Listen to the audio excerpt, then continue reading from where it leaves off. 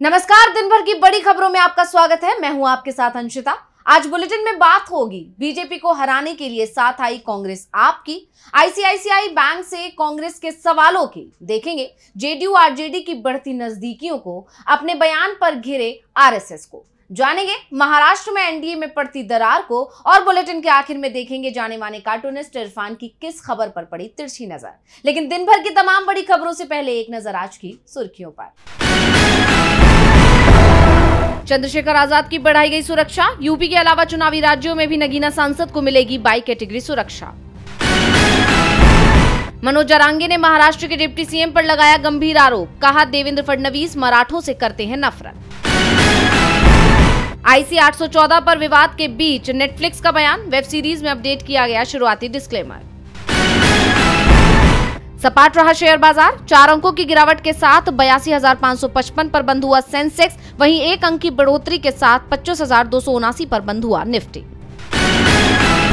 अब ये तो थी सुर्खियां, अब बात आज की सबसे बड़ी खबर की। हरियाणा विधानसभा चुनाव की तैयारियां जोरों पर हैं। बीजेपी पहले ही डरी हुई है कि इसी बीच राहुल गांधी ने कुछ ऐसा कह दिया है जिससे बीजेपी परेशान हो गई। कांग्रेस लोकसभा चुनाव की तरह ही विधानसभा चुनाव में बीजेपी को घेरने की कोशिश कर रही है। तो आखिर क्या है कांग्रेस का प्लान, जानेंगे रिपोर्ट में। हरियाणा में विधानसभा चुनाव से पहले विपक्ष एक बड़ा दांव खेलने की तैयारी में है। इंडिया गठबंधन एकजुट होता नजर आ रहा है। जी हां, खबर ये आ रही है कि हरियाणा में कांग्रेस और आम आदमी पार्टी गठबंधन में चुनाव लड़ सकते हैं। दरअसल कांग्रेस चुनाव समिति की बैठक के दौरान पार्टी सांसद राहुल गांधी ने सवाल उठाया कि क्या अकेले चुनाव लड़ने से नुकसान नहीं होगा। उन्होंने कहा कि इंडिया गठबंधन के वोट ना बटे, ऐसी कोशिश हम सबको मिलकर करनी चाहिए। और इसके साथ ही आपके साथ गठबंधन की संभावना पर हरियाणा कांग्रेस के नेताओं से राय मांगी है। बता दें कि लोकसभा चुनाव में आप और कांग्रेस ने हरियाणा में गठबंधन में चुनाव लड़ा था और नतीजे भी बेहतर आए। कांग्रेस ने 10 में से 5 सीटों पर जीत दर्ज की, वहीं आप 3.94 वोट शेयर के साथ तीसरे स्थान पर रही थी। विपक्ष ने एकजुट होकर बीजेपी को बहुमत हासिल करने से रोक दिया और अब एक बार फिर कांग्रेस वही रणनीति अपनाना चाहती है। तो आपकी तरफ से भी राहुल गांधी के इस प्रस्ताव का स्वागत किया गया है। आप सांसद संजय सिंह ने कहा कि हमारी प्राथमिकता बीजेपी को हराना है। चर्चाओं के मुताबिक हरियाणा की 90 सीटों में आपको 6 से 10 सीटें कांग्रेस दे सकती है। वैसे पूर्व सीएम भूपेंद्र सिंह हुड्डा आपको 4 से ज्यादा सीटें देने के पक्ष में नहीं है, लेकिन अगर दोनों दलों में सहमति बन जाती है, दोनों दल एक साथ चुनाव लड़ते हैं, तो बीजेपी के लिए ये टेंशन बढ़ाने वाली खबर हो सकती है। कांग्रेस और आप साथ आएंगे तो बीजेपी को नुकसान होना तय है, यानी बीजेपी घिर गई है। वैसे घिर तो आईसीआईसीआई बैंक भी गया है, जब कांग्रेस ने एक के बाद एक कई सवाल पूछ लिए। कांग्रेस ने सेबी चीफ को लेकर सवाल पूछे थे, जिस पर आईसीआईसीआई ने सफाई दी थी, लेकिन बैंक अपनी ही सफाई में उल्टा फंस गया। क्या है पूरा मामला, देखिए रिपोर्ट। सेबी प्रमुख माधवीपुरी बुच की मुश्किलें कम होती नजर नहीं आ रही है। कांग्रेस के आरोपों पर अब आईसीआईसीआई बैंक ने बुच के बचाव में जवाब दिया है, लेकिन बैंक के इस जवाब ने कांग्रेस के सवालों का दायरा और बढ़ा दिया। पार्टी प्रवक्ता पवन खेड़ा ने दूसरी प्रेस कॉन्फ्रेंस करते हुए आईसीआईसीआई बैंक के जवाबों पर ही सवाल खड़े कर दिए। खेड़ा ने बताया कि आईसीआईसीआई के मुताबिक जब माधवीपुरी बुच आईसीआईसीआई से रिटायर हुई तो 2013-14 में उन्हें 71,90,000 रुपए की ग्रेच्युटी मिली।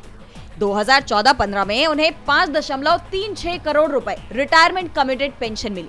इस पर सवाल करते हुए कांग्रेस प्रवक्ता ने कहा कि अगर 2014-15 में माधवीपुरी बुच और आईसीआईसीआई के बीच सेटलमेंट हो गया था और 2015-16 में उन्हें आईसीआईसीआई से कुछ नहीं मिला, तो फिर 2016-17 में पेंशन फिर से क्यों शुरू हो गई। अब अगर साल 2007-8 से 2013-14 तक की माधवीपुरी बुच की औसत सैलरी निकाली जाए, जब वो आईसीआईसीआई में थी, तो वो करीब 1,30,00,000 रुपए थी, लेकिन बुच की पेंशन का औसत 2,77,00,000 करोड़ रुपए है। ऐसी कौन सी नौकरी है जिसमें पेंशन सैलरी से ज्यादा है। खेड़ा ने आगे कहा कि उम्मीद है कि माधवीपुरी बुच जवाब देंगी कि 2016-17 में तथाकथित पेंशन फिर से क्यों शुरू हो गई। उन्होंने इस बात पर भी जोर दिया कि 2016-17 में माधवीपुरी बुच की 2,77,00,000 रुपए की पेंशन तब फिर से शुरू हुई, जब वो सेबी में होल टाइम मेंबर बन चुकी थी। खेड़ा ने चेतावनी देते हुए कहा कि आईसीआईसीआई आकर जवाब दे, नहीं तो हम तो सवाल करेंगे, और ये तो अभी बस शुरुआत है। कांग्रेस के सवालों ने सियासत को गर्मा दिया। वैसे सियासत तो बिहार में भी गर्मा गई जब एक तस्वीर सामने आई, और यह तस्वीर थी नीतीश कुमार और तेजस्वी यादव की मुलाकात की। अब इस मुलाकात के कई मायने निकाले जा रहे हैं। आखिर क्यों हुई दोनों की मुलाकात, तो क्या गिरने वाली है बिहार की एनडीए सरकार, देखेंगे रिपोर्ट। बिहार की सियासत में खलबली मच गई है। नीतीश कुमार के पलटी मारने की चर्चाएं एक बार फिर तूल पकड़ रही हैं। दरअसल आरजेडी नेता तेजस्वी यादव ने मुख्यमंत्री नीतीश कुमार से मुलाकात की है। करीब 8 महीने बाद पटना में सीएम सचिवालय में दोनों नेताओं की बंद कमरे में मुलाकात हुई। ऐसे में हर तरफ सवाल ये उठ रहे हैं कि दोनों नेताओं के बीच क्या बात हुई। क्या बिहार की राजनीति में कुछ बड़ा होने वाला है? क्योंकि अगर बिहार में कोई बदलाव आया तो इसका सीधा असर दिल्ली तक पहुंचेगा। नीतीश केंद्र की एनडीए की सरकार को गिराने की क्षमता रखते हैं और बीते कुछ वक्त से नीतीश कुमार बीजेपी से नाराज भी नजर आ रहे हैं। उनका मौन भी बड़े संकेत दे रहा है। कहा जाता है कि नीतीश कुमार जब चुप रहते हैं तो वो कुछ बड़ा करने वाले होते हैं। और 2022 में जब बिहार में एनडीए सरकार गिरी थी तब भी ऐसे ही बंद कमरे में मुलाकात हुई थी और हाथों हाथ नीतीश कुमार ने पलटी मार ली थी।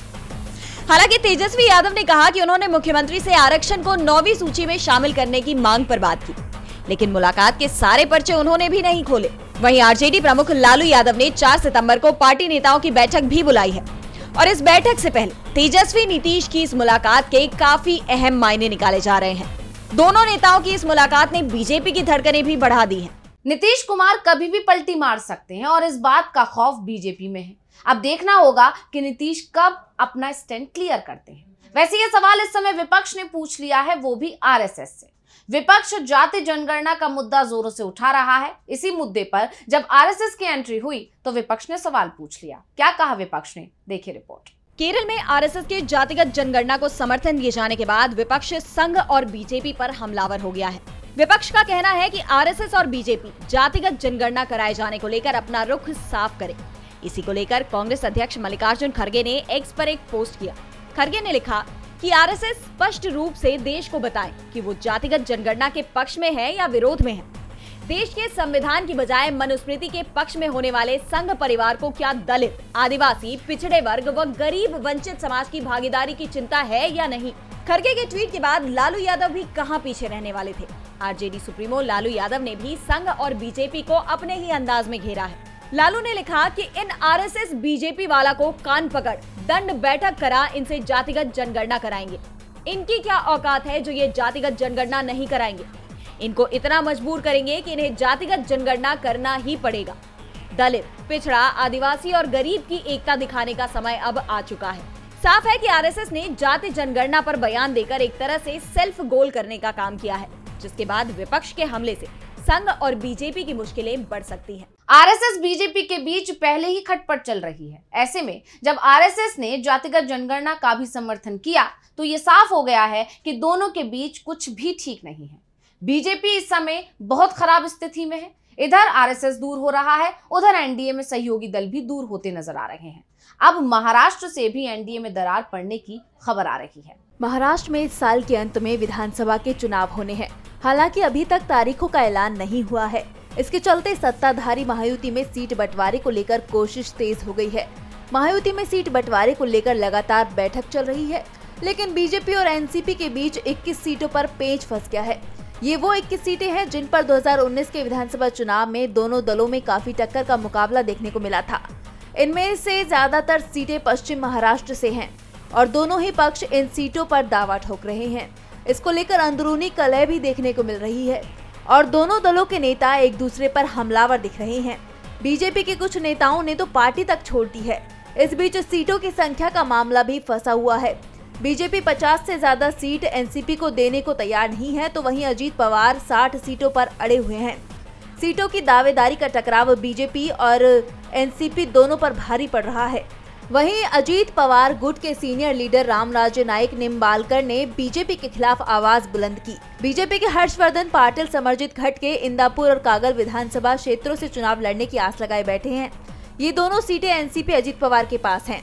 अब पाटिल और खटके इस हफ्ते एनसीपी शरद पवार गुट को ज्वाइन करने वाले हैं। सीट न मिलने की वजह से नेताओं के दल बदलने का सिलसिला तेज हो गया है।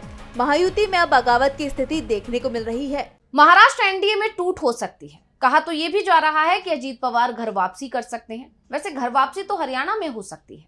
चुनाव से पहले हरियाणा बीजेपी में भगदड़ मच सकती है और कांग्रेस से बीजेपी में शामिल हुए नेता वापस कांग्रेस का दामन थाप सकते हैं। क्यों लग रहे हैं ऐसे कयास, जानेंगे रिपोर्ट में। हरियाणा विधानसभा चुनाव की तैयारियां जोरों से चल रही हैं, लेकिन कुछ जानकार दावा कर रहे हैं कि इस बार बीजेपी की हालत बहुत खस्ता है, इसलिए वो कोई भी रिस्क नहीं लेना चाहती और बहुत फूक कर कदम रख रही है। ऐसे कयास इसलिए लग रहे हैं क्योंकि बीजेपी ने अभी तक हरियाणा में अपने उम्मीदवारों के नामों की घोषणा नहीं की है, क्योंकि उम्मीदवारों के नाम की घोषणा से पहले ही बीजेपी के अंदर बगावत की सुगबुगाहट तेज हो गई है। जिन नेताओं के टिकट कट सकते हैं उन्होंने अभी से दिल्ली में डेरा डाल लिया है, जिसमें सबसे ऊपर नाम है मंत्री रणजीत सिंह चौटाला का। खबर है कि आलाकमान ने उन्हें टिकट देने से इनकार कर दिया, जिसके बाद वो दिल्ली पहुंच गए। दावा किया जा रहा है कि उनकी कुछ कांग्रेस के नेताओं से मुलाकात हो सकती है और वो कांग्रेस में शामिल हो सकते हैं। हालांकि रणजीत सिंह चौटाला का कहना है कि मैं कांग्रेस में नहीं जा रहा, भाजपा में ही रहूंगा, भाजपा ने मुझे मान सम्मान दिया है। वही जानकार कह रहे हैं कि रणजीत का राजनीतिक इतिहास बताता है कि वो पाला बदल सकते हैं। इसके अलावा इस लिस्ट में दूसरा नाम है राव नरवीर सिंह का। हरियाणा के गुरुग्राम में बादशाहपुर विधानसभा क्षेत्र में टिकट को लेकर बीजेपी में पेच फंसा हुआ है। राव नरवीर सिंह टिकट चाहते हैं, जबकि बीजेपी देने को राजी नहीं है। ऐसे में कयास है कि ये भी पाला बदल सकते हैं और इसी डर से बीजेपी कांग्रेस से पहले अपने उम्मीदवारों के नाम का ऐलान नहीं कर रही है, जिससे कहीं कांग्रेस बीजेपी के बागियों को टिकट का ऑफर ना दे दे। लेकिन सवाल है कि क्या बीजेपी को इसका फायदा मिल पाएगा। हरियाणा में कांग्रेस ने बीजेपी की नींद उड़ा रखी है, बीजेपी लिस्ट जारी करने से डर रही है। यही हाल झारखंड में भी हो रहा है और झारखंड बीजेपी में भगदड़ मच सकती है। हेमंत सोरेन ने बीजेपी को पहले ही परेशान कर रखा है। इसी बीच चुनाव से पहले हेमंत सोरेन दिल्ली पहुंचे और खड़गे और राहुल से मुलाकात की। इसके बाद से कयास हैं कि कांग्रेस और जेएमएम मिलकर झारखंड में खेला कर सकते हैं। हाल ही में झारखंड के पूर्व सीएम चंपई सोरेन ने बीजेपी का दामन थामा है, लेकिन देखा जाए तो इस पाला बदल से हेमंत सोरेन या उनके मंत्रियों को कोई फर्क नहीं पड़ रहा है और जेएमएम अपने मोर्चे में आगे बढ़ती हुई नजर आ रही है। बता दें कि झारखंड विधानसभा चुनाव को लेकर हेमंत सोरेन ने कांग्रेस अध्यक्ष मल्लिकार्जुन खड़गे और कांग्रेस सांसद राहुल गांधी से मुलाकात की है। हेमंत सोरेन ने मुलाकात के बाद झारखंड चुनाव में पूरी ताकत से लड़कर जीतने का दावा भी किया है। वहीं इस मुलाकात के बीच सोरेन सरकार में मंत्री बन्ना गुप्ता का एक बयान सामने आया है। अपने आप को टाइगर कहने वाले चंपई सोरेन पर मंत्री बन्ना गुप्ता ने तंज कसा है। उनका कहना है कि खुद को टाइगर कहने वाले अब सर्कस जाकर पिंजरे में कैद हो गए हैं। झारखंड मुक्ति मोर्चा के लोग उनको टाइगर कहते थे, तो टाइगर को सर्कस मैदान में ले जाके भाजपा ने अपने पिंजड़े में कैद कर लिया और सर्कस का शेर बना दिया। अब रिंग मास्टर, जब आपने देखा होगा कि सर्कस के शेर को रिंग मास्टर नचाता है, तो जो फ्रीडम है, जो आजादी है, वो वहां हो नहीं सकती है।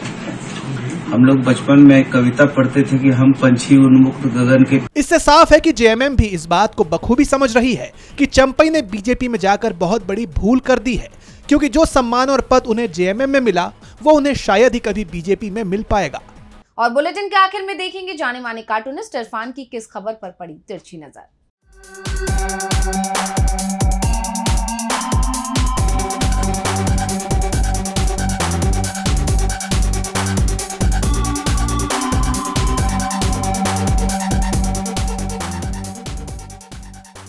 दीदी खेला करने के लिए बहुत प्रसिद्ध है। आज उन्होंने एक और खेला कर दिया। अपनी विधानसभा में एक एंटी रेप बिल पेश कर दिया, जिसमें रेप से जुड़ी हुई सुनवाई फास्ट ट्रैक कोर्ट में होगी और आरोप सिद्ध होने पर आरोपी को फांसी तक की सजा हो सकती है। सोचिए, अगर इस तरह का कानून पूरे देश में कड़ाई से लागू कर दिया जाए तो उन लोगों का क्या होगा जो बलात्कार के आरोप में घिरे होने के बावजूद भी खुलेआम सड़कों पर घूम रहे हैं।